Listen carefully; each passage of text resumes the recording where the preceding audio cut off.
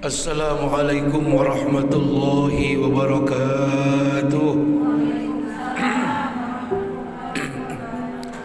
Sallallahu ala Muhammad, sallallahu alaihi wasallam, sallallahu ala Muhammad,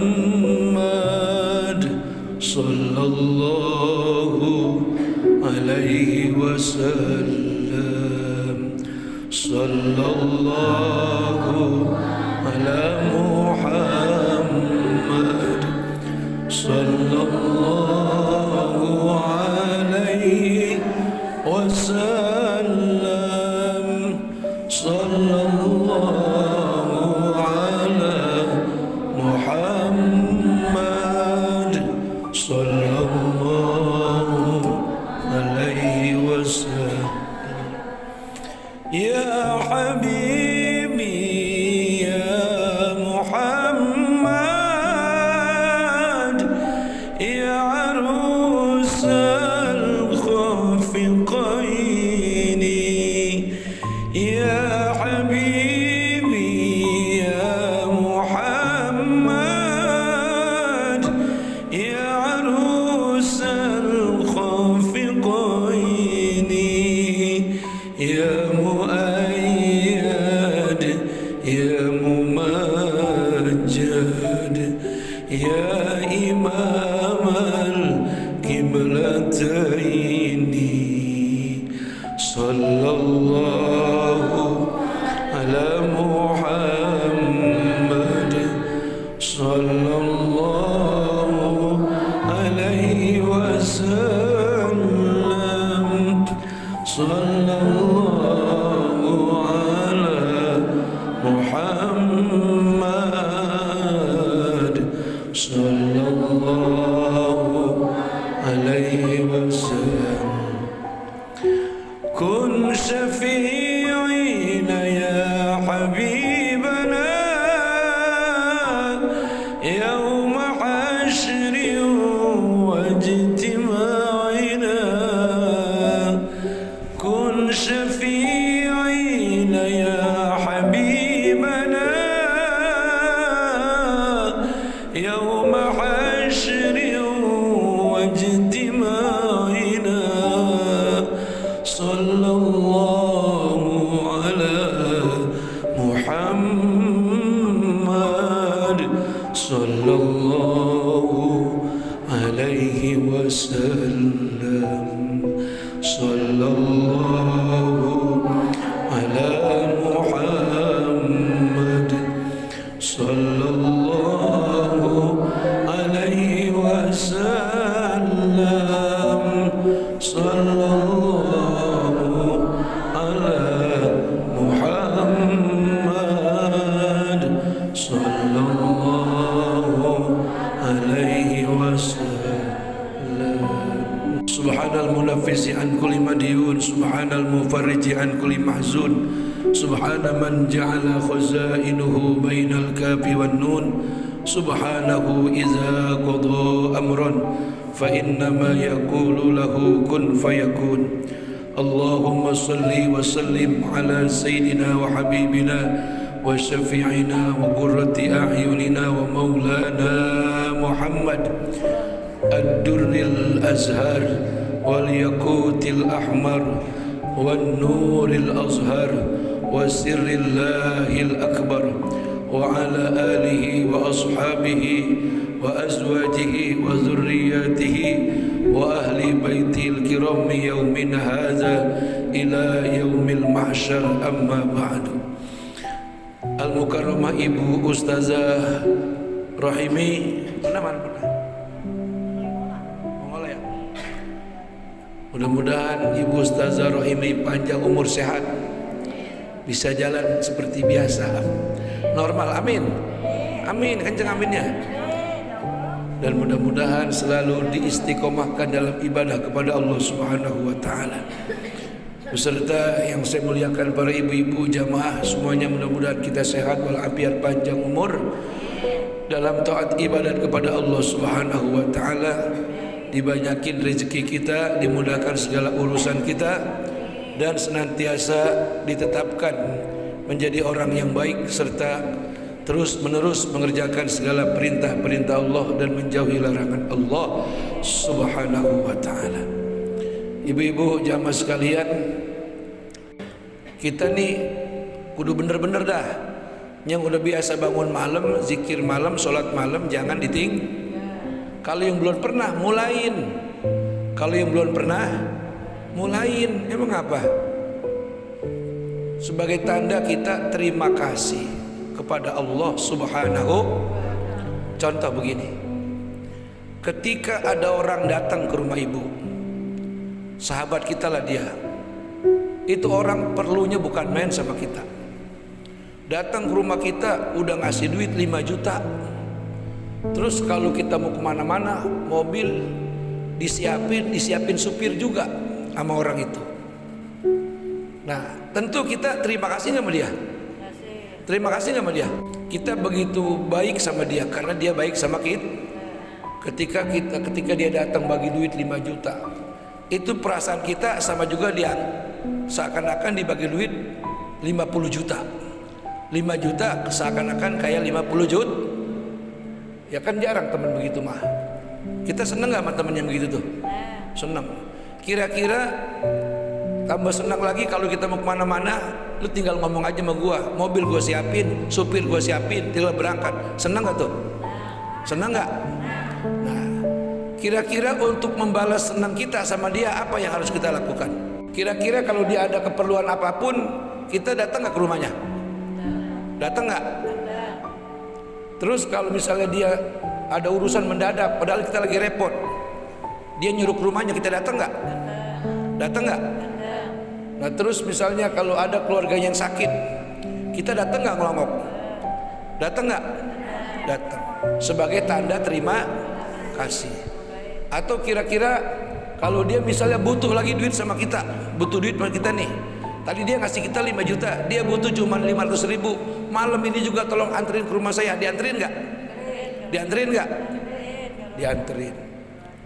Tuh, begitulah manusia dengan manusia. Nah sekarang kita dengan yang maha memberi rezeki, kita dengan yang maha memberi kesehatan, yang memberi kehidupan, yang mengatur kita punya rezeki, yang memberikan kita kesembuhan. Lalu bagaimana sikap kita kepada yang maha memberi rezeki, yang apabila kita sakit Allah yang menyembuhkan, apabila kita lapar Allah yang kasih kenyang, Allah yang kasih makan, dan apabila kita bertelanjang Allah yang memberikan pakaian, dan apabila kita dalam keadaan ketakutan Allah yang memberikan keamanan. Kan begitu? Harusnya lebih tanda terima kasih kita kepada Allah ketimbang manusia. Paham nggak? Tanda terima kasih kita kepada Allah kudu di atas segala-galanya ketimbang manusia. Cuman pada kenyataannya terbalik nggak? Kita lebih cepat datang ketika dipanggil sama orang yang pernah berjasa sama kita. Ketika dipanggil untuk menghadap Allah, menunaikan sholat 5 waktu, datang meminta kepada Allah, menghadap kepada Allah ketika datang sepertiga malam. Kebanyakan kita buat waktu untuk tidur. Mulai keluar dari alam rahim kita, waktu kalau kita hanya manfaatin untuk tidur, kayaknya hidup ini sia-sia. Maksud saya begini Bu, siapa di antara ibu-ibu yang kepengen kuburannya terang? Ada yang kepengen, ada yang kagak ini? Kalau kepengen kuburannya terang benderang, sholat malam, mulain. Itu sholat malam sumber daripada sekian banyak sholat. Termasuk orang kalau baru sholat fardu, kalau belum pernah sholat malam, belum dikatakan soleh ataupun solehah. Kenapa demikian? Rasulullah sebagai yang memulainya, Rasulullah sebagai yang memotivasinya kepada kita, sehingga Rasulullah diingatkan sama Allah, ya ayyuhal muzammil qumil laila illa qalila nisfahu aw inqus minhu qalila. Kata Allah kepada Nabi, wahai orang-orang yang berselimut. Tuh Nabi diperintah. Cuman kalau buat Nabi sholat tahajud wajib, kalau buat kita sunnah. Terus mau memahami amalan sunnah, jangan cukup begini, dikerjain dapat pahala, enggak dikerjain enggak apa-apa, ngorok aja juga boleh sampai subuh liwat. Begitu ngomongnya, begitu. Jangan. Yang sayang sama diri kita siapa? Ayo nyaut. Yang sayang sama diri kita siapa? Kita. Orang paling bisa nganjurin. Kalau pengen sehat, kalau awak udah rasanya greges-greges, jangan sering-sering makan yang hijau-hijau. Awak rasanya ntar masuk angin, makan jangan suka telat. Kan orang kasih saran begitu ya. Yang ngerjain siapa? Kita. Nah sekarang yang bilang Allah, yang bilang Nabi. Kata Allah, wa minal laili fatahajjad bihi nafilatan laka asa ayyab'asaka rabbuka maqaman mahmuda. Hai hambaku, waktu yang begitu banyak, jangan sampai kau masuk ke alam kubur nanti kamu baru menyesal. Jangan pula kau sampai masuk ke alam kubur kau dalam keadaan berbaring di rumah sakit, kau diopnam, semuanya isinya kabel, semuanya isinya impusan, kau baru merasakan ingin tahajud. Terlambat enggak? Jangan kita sampai udah mati, kita di rumah sakit lagi belonjor begini nyender nih, ini impusan dari kaki sampai kepala. Itu rasanya kita udah nyesal, betul enggak? Baru ngomong, ya Allah, buru-buru saya kasih sehat, saya mau sembahyang 5 waktu, saya mau bangun malam. Betul enggak? Itu manusia kayak gitu. Sekarang sama Allah ingetin nih, wa minal laili fatahajjad bihi nafilatan lak asa ayyab'asaka rabbuka maqaman mahmuda. Hai hambaku, daripada malam yang aku ciptakan ada sebagian yang awal jam 12. Tuh seperti sebagian yang awal tengah malam, dari mulai jam 12. Silakan kamu bangun jam 12, silakan kamu bangun jam 2, silakan kamu bangun jam 3.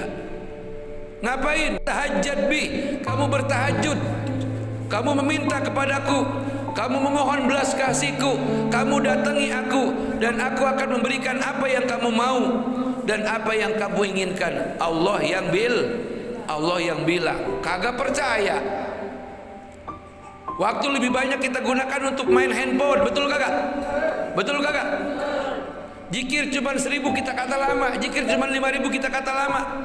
Padahal baru itu kita mulai zikir, baru itu kita mulai kenal Nabi, baru itu kita mulai kenal Allah. Kalau kita berpikir selama-lamanya seperti itu, sampai kapan kita kasihan sama badan kita? Betul apa betul?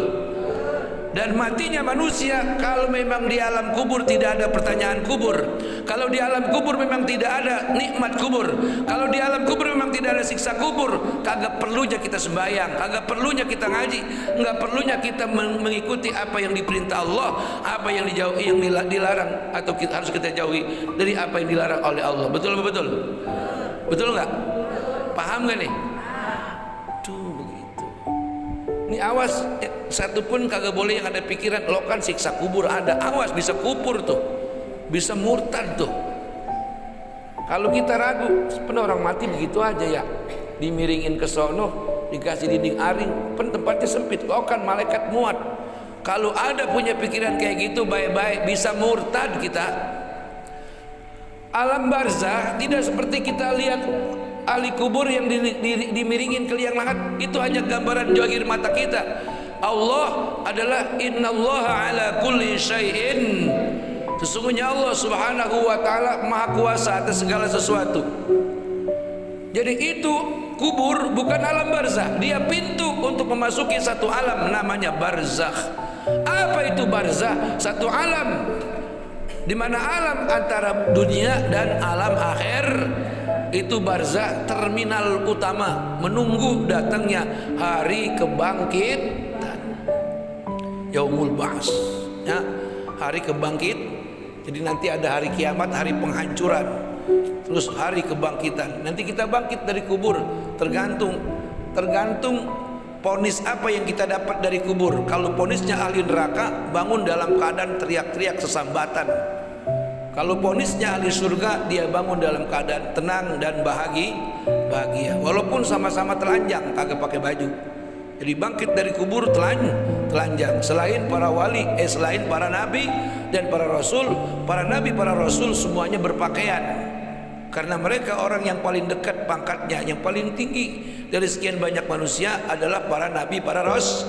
Hanya mereka yang berpakaian. Kita manusia biasa, semuanya telanjang bulat. Udah nggak mikirin malu lagi begitu mah. Lagi udah nggak ada perasaan malu.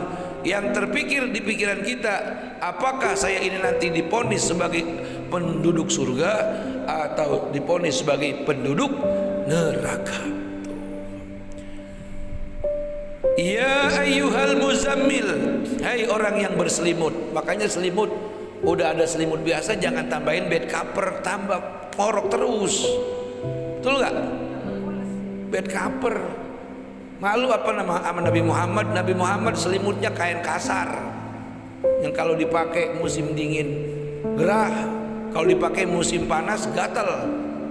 Nabi Muhammad selimutnya bukan bed cover, bukan sutra, sengaja supaya Nabi Muhammad kagak bakal tidur kalau belum ngantuk, dan tidur tidak akan kebluk. Nabi Muhammad buru-buru bangun, sebab sebelumnya berdoa, ya Rabb bangunkan saya jam 2, bangunkan saya jam 3. Kalau kita minta, kalau mau tidur pasti dibangunin, paling lambat jam setengah 4. Jadi kalau mau tidur doa sebelum membaca bismillah sadat selawat misalnya. Terus kita doa, ya Allah saya minta bangun jam 3. Dibangunin dah. Lu pernah nyoba belum? Dibangunin enggak? Dibangunin. Sekebluk-kebluknya karena saking capek kebluk kita. Minta bangun jam 3, paling banter jam 4 lah. Jam 4 udah bangun. Ya bangun. Baik-baik, tidur jangan kebluk-kebluk, sebab tidur saudaranya mati. Ada orang yang saking kebluknya dibangunin susah, tahu-tahu kaku. Tahu-tahu tidur plus sekalian meninggal Makanya jangan lupa, di samping membaca, kalau mau tidur baca doa permohonan perlindungan kepada Allah. Auzu 3 kali, bismillah 3 kali, sadat sekali, selawat sekali, 11 kali, tiup ke tangan, usapin ke seluruh badan. Kenapa begitu? Dalam keadaan tidur kagak ada yang jagain kita kecuali malaikat-malaikat, khodam-khodam penjaga dari jampe-jampe yang kita baca. Dia bakal ngelindungin kita. Kita hanya tidur, malaikat-malaikat, jampe-jampe, khodam-khodam jagain kita di tempat tidur kita. Dari apa? Serangan manusia yang zalim, serangan iblis atau serangan setan yang ingin mencelakai kita, dijagain. Sebelum tidur habis baca doa tadi, yang auzu 3 kali, bismillah 3 kali, sadat sekali, selawat sekali, 11 kali. Mohon ya Allah tolongin bangunin saya jam 3. Kalau rutin, kalau mau tidur walaupun capek bagaimana pasti bangun. Kagak percaya coba. Ya, kagak percaya coba. Sebab penyakit kebluk tidur bahaya, itu bahaya. Takutnya meninggal bahaya itu. Yang udah rajin ngaji kagak boleh tidurnya kebluk, kagak boleh. Ya, kagak boleh tidur kebluk. Sebab tidur kebluk tidurnya setan. Makanya kalau tidur kagak boleh tengkurap. Tidur sunahnya miring, miring, jangan celentang, miring. Pala di lor, kaki dikit, tangan di samping ini nih, di samping kuping. Itu tidurnya Nabi Muhammad, tidurnya Siti Aisyah, tidurnya Siti Khadijah, tidurnya Siti Fatim. Jangan tengkurap. Tidur tengkurap tidurnya setan. Setan kalau tidur tengkurap. Jadi kalau mau tahu setan, Pak Ustadz kalau tidur bagaimana? Nggak usah kita pergi ke alam gaib. Udah ketahuan setan tidurnya tengkur. Makanya kalau ada anak tidurnya tengkurap pasti udah badar tuh. Badar, sebab tidurnya tidur setan. Kita supaya kagak sama setan, tidur jangan tengkurap, tidur miring, ya miring, ikutin sunnah daripada Rasulullah Sallallahu Alaihi. Fatahajjad bi, tengah malam bangun jam 12 tuh, sebagian malam yang pertama jam 12, jam 2 boleh. Belum, pokoknya tokan jam 12. Jadi tubuh jam 12 Malaikat turun ke langit dunia. Apa langit dunia? Tuh bukan awan, tuh awan. Langit dunia namanya tuh awan. Ke situ tuh malaikat nyampe.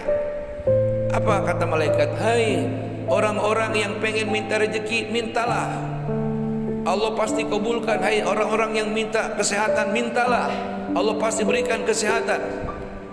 Bahasa kitanya, hai orang Cipete, sembako mau dibagi-bagi, siap-siap tampanin, begitulah kira-kira. Sembako ibaratnya sembako rezeki, sembako panjang umur, sembako apa lagi? Sembako keberuntungan, sembako kesehatan, sembako keberkahan mau dibagi-bagi. Tidur bangun jam 7 ya nggak bagian lagi milik rezeki. Fatahajjad bihi nafilatan lak, sebagai ibadah tambahan sunnah, sebagai ibadah sunnah tambahan bagimu. Janji Allah, asa ayyab'asaka rabbuka maqaman mahmuda, niscaya Tuhanmu akan memberikan kepadamu kedudukan yang terpuji. Apa kedudukan yang terpuji? Mudah-mudahan anak kita jodohnya berkah. Satu, mudah-mudahan apalagi penyakit yang di badan berangsur-angsur sembuh. Apalagi hati tentram tenang. Apalagi rezeki walaupun kagak banyak-banyak lancar. Enak gak tuh? Walaupun datangnya kagak bleg-blegan tapi lancar, ya kan? Lancar, nggak pernah kosong tangannya sama rezeki milik dari Allah. Apalagi anak-anak semuanya pada nurut sama kita, gampang diatur. Itu maqamam mahmuda. Apalagi segala urusan walaupun sulit bagaimanapun ada jalan keluar. Enak gak hidup kayak gitu? Enak banget lah. Makanya ibu-ibu nih, jangan apa nyesel nanti kalau ibu udah belonjor di rumah sakit nih, begini nih pusat berbaris kemarin nih. Ayo, ini saya bilangin dari sekarang nih, bukan nyumpahin masuk ke rumah sakit. Itu rumah sakit gambaran apa? Gambaran minim alam kubur. Kalau kita masih nyesel di rumah sakit, ada harapan sembuh. Kalau kita pulang kita mau tahajud. Tapi kalau udah masuk ke alam kubur udah kagak bisa. Iya, kalau kita mati punya anak yang pada bisa ngaji. Kalau kagak, itu anaknya bisa ngaji. Alhamdulillah, ngajinya di sini, pakai sapu angin. Makanya saya kalau ngajar ngaji galak. Galaknya apa? Supaya dia nanti dapat ilmu. Apa gunanya buat babanya, buat emaknya? Gue mah diaku syukur kagak udah. Kan guru mah begitu, guru mah. Kebanyakan gue disebutnya galak, baik galak. Galak memang saya ngajar ngaji galak lah, galak buat akhirat. 1, 2, 3 huruf salah yang diajarin sama muridnya, dia biarin sampai itu bocah dewasa. Kemudian gurunya mati. Bukan pahala yang didapat oleh gurunya, tapi tiap-tiap kesalahan dari huruf per huruf yang dibaca oleh si murid yang diajarkan, yang waktu di dunia ketika dia baca salah diantepin, dibiarin, maka laknat Quran menimpa kepada guru yang pernah ngajarin di dunia. Berat tuh ngajar ngaji, berat. Makanya saya galaknya di situ. Huruf menyebutnya kudu bener, antara hak kecil dengan hak gede kudu beda. Bismillahirrahmanirrahim. Guru kudu kayak gitu ngajarin. Kalau muridnya membaca Bismillahirrahmanirrahim, dibilangin 3 kali nggak ngerti seblak. Daripada kita nanti yang disebelakin sama malaikat, kita udah mati gara-gara dia salah baca. Maksudnya ngerti kagak? Tuh itu tuh tujuannya guru mah. Sebab berbuat kita ngumpulin dosa, bukan hanya kita bikin rumah kita tempat judi, bukan itu. Bukan hanya itu. Kita mengumpulin dosa bukan hanya kita biarin anak-anak kita nggak pada sembahyang. Termasuk jadi guru ngaji, bocah baca salah, huruf per huruf kita antepin. Kalau dia mau galak takut dibilangnya kagak sabar, akhirnya diantepin itu. Benar muridnya banyak, tapi muridnya sebanyak itu bacanya salah semua. Ketika di gurunya mati, mampus tuh guru dikemplangin di alam kubur. Bukan nikmat tapi laknat. Sebab kata Nabi, rubba qarin wal Qur'anu yal'anu. Berapa banyak orang yang membaca Quran, orang yang ngajarin Quran, tapi Quran bukan memberikan rahmat, bukan menjadi rahmat baginya, tapi Quran menjadi laknat.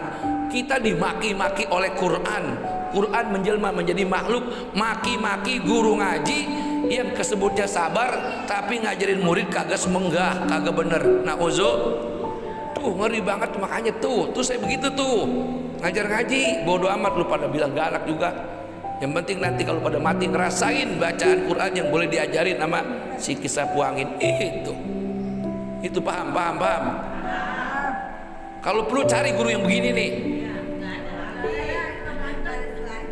Ngaji juga jangan asal ustad. Itu zaman sekarang kan bakarnya guru ngaji dapat gaji, tamat ikra ngajar Qurannya kagak pinter tuh buat anak kita. Tapi alhamdulillah si Dikim udah ngajar. Itu 7 bulan sini sedikit. Si Akbar udah ngajar, boleh tuh masukin di antara itu tuh. Boleh. Nah itu dia tuh sebutnya jelek tuh, emang kudu begitu. Emang kudu galak. Kalau kagak galak kagak pintar. Kesebut. Jadi kalau guru tegas, nih kalau guru galak anak kita pulang ocor-ocoran darah, tuh baru galak, ngerti nggak? Kalau baru dijewer, emang di rumah kagak pernah jewer anak, paham nggak? Kalau baru ngebuk, emang di rumah kagak pernah ngebuk anak? Nggak mungkin katanya, gue mah jadi orang tua kagak pernah ngebuk anak, bohong. Jadi kalau guru kudu tegas. Emang saya kalau ngajar sedikit tegaskin. Sebab kalau lu ngajar asal-asalan ntar lu bukan dapat pahala, lu yang dikemplangin kalau udah mati gara-gara murid lu salah baca di dun. Itu bu, jadi ustaz emang enak jadi ustaz sebetulnya. Jadi ustaz banyak menderita. Orang pada pengen jadi ustaz, akhirnya menderita. Dia pada menderita sekarang, betul kagak? Sebab yang namanya ustaz kiai kudu siap menderita. Awalnya menderita, nanti lama-lama bahagia.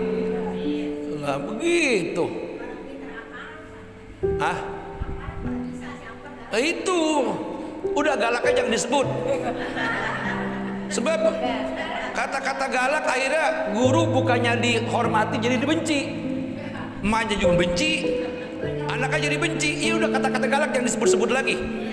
Sebab begini, kewajiban ngajar ngaji bukan bukan kewajiban ustad, kewajiban bapak moyangnya tuh. Kewajiban bapak moyangnya, bapaknya yang kewajiban. Kalau perlu tuh guru ngaji bagi duit, jangan sampai bayaran diminta. Lu ngapa kagak bayaran? Bapak kagak bagi duit. Disuruh pulang aja. Atau guru berhitungan, mampus orang tuh begitu. Bayaran 10.000 kata guru berhitungan. La ilaha illallah Muhammadur Rasulullah. Makanya nih, ibu kudu yakin dan percaya. Sesudah ibu masuk ke alam kubur, ibu bakal ditanya sama malaikat, "Marabbuka?" Ditanya nanti bakal. Ayo lu, laki lu pulang ninggalin lu, anak lu juga pulang, dewek di alam kubur. Saya udah waktu nurunin jenazah Bang Rohman, nurunin jenazah Bang Mali, kata saya, Bang Rohman, Bang Mali, dewek di sini. Gak ada temennya selain iman dan amal soleh. Saya usapin tuh mukanya satu. Nanti dalam hati gue juga bakal begini, sama. Ya makanya lagi diomongin ini. Aduh. Udah nih, kuburan pengen terang, tengah malam kayak gelap, orang pada tidur, kita bangun. Supaya tidur kagak kebluk. Kalau mau tidur doa. Ya Allah, bangunkan saya jam 2. Paling lambat kalau saking ngantuknya jam 2:30 atau jam 3. Pasti begitu. Sebab ada malaikat ruhaniyah, ada malaikat hafajoh yang jagain kita siang 10, malam 10, jagain.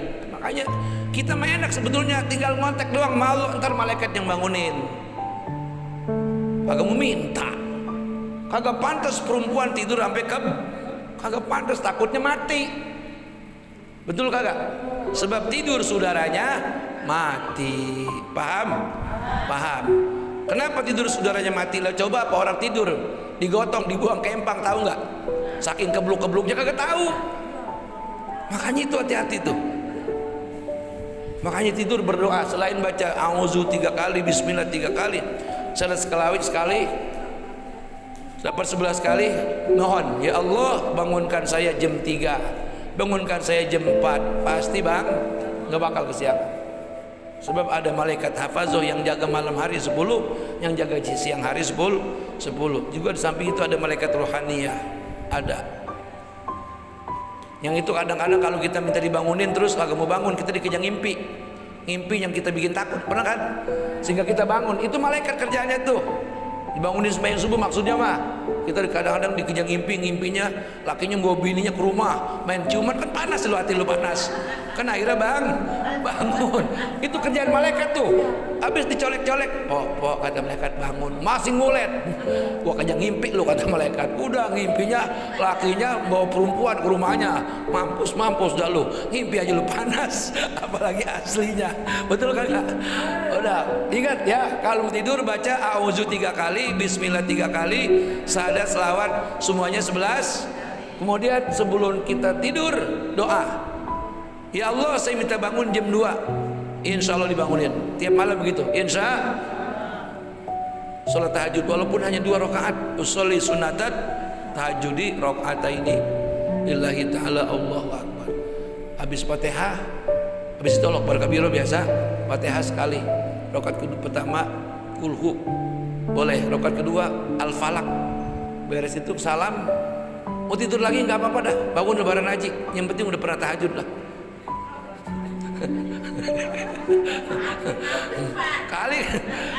kali kalau rumahnya terpaksa disuruh bangun malam kayaknya terpaksa. Ayo jangan merasa terpaksa ya, jangan merasa terpaksa. Jadi siapa yang pengen kuburannya terang benderang kayak lampunya abior begitu, bangun di tengah malam 2 rakaat, coba wirid yang pernah saya ajarin, selawat 100 jajak. Jadi habis assalamualaikum warahmatullah, assalamualaikum warahmatullah, baca selawat sallallahu alaihi Muhammad, sallallahu alaihi Muhammad, sallallahu alaihi Muhammad, sallallahu alaihi Muhammad. Dapat 100, tidur lagi, terbangun subuh. Ayo jajal, coba jajal, dicoba. Kagak ada setan di rumah, kagak ada memedi. Orang mati kagak jadi setan, orang mati kagak jadi memedi. Ya ibu, setan itu yang paling berat, yang nempel di badan kita, yang kalau kita mau sembahyang dipegangin, yang kalau kita mau zikir dikejar malas, itu setan yang berat itu. Iya, setan-setan lain mah enteng. Ibu ya, ntar malam. Saya ulangi, jangan sampai ibu lagi di rumah sakit baru nyesel pengen mau bangun mal. Aduh. Apalagi masuk ke alam kubur baru teriak-teriak minta tolong, pengen bangun malam, pengen tobat, udah terlambat. Nih mumpung sekarang nih, saya ulangi, yang sayang diri kita siapa? Kita sendiri. Yang peduli sama diri kita siapa? Kita sendiri. Jadi jangan hanya lagu mah anak gue pada bisa ngaji, ini gue mau bodo amat, brengsek juga siapa tuh didoain. Iya sih didoain, cuma kita kudu digebukin dulu baru didoain, mau gitu? Mau nggak? Wah sembarangan. Yang enak kita punya iman kuat, punya amal sol. Anak pada doain itu nambahin ketinggian pangkat kita nanti di sor. Jangan terlalu pede, bodoh amat gue malah biasa-biasa aja lah. Anak gue pada bisa ngaji ini, la ilaha illallah, itu mah bodoh, pikir kayak gitu, bodoh nggak itu? Bodoh, kuburu dikemplangin sama malaikat, anak baru datang. Ngapa mak dikemplangin sama malaikat? Udah tenang mah kita doain, baru selamat. Nggak dikemplangin lagi baik. Nah mendingan kita selamatin diri kita dulu, baru nanti datang pertolongan doa dari anak-anak kita. Nah ibu-ibu, hadirat jamaah sekalian yang dirahmati Allah Subhanahu wa taala, sekali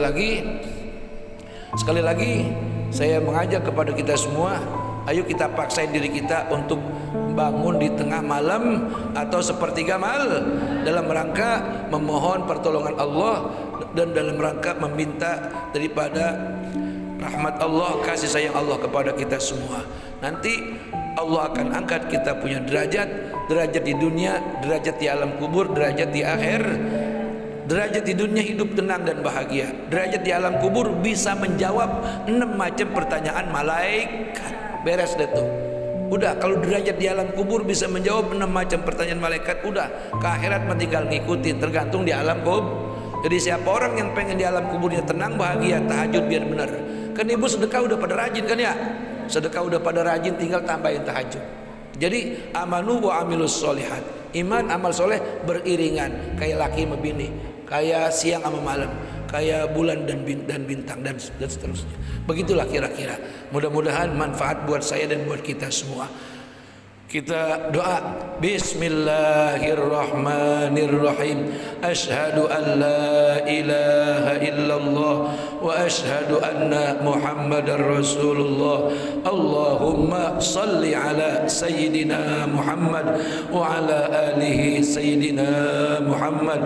Allahumma ighfirli wa liwalidayya warhamhuma kama rabbayani shaghira. Allahumma ighfirli wa liwalidayya warhamhuma kama rabbayani shaghira. Allahumma ighfirli wa liwalidayya warhamhuma kama rabbayani shaghira wa li jami'il muslimina wal muslimat wal mu'minina والمؤمنات الأحياء منهم والأموات برحمتك يا أرحم الراحمين.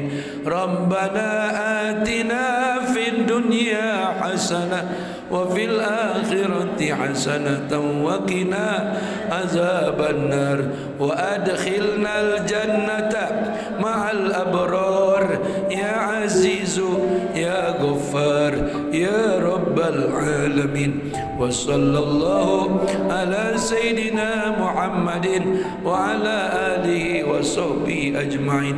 سبحان ربك رب العزة عما يصفون والسلام على المرسلين والحمد لله رب العالمين. صلى الله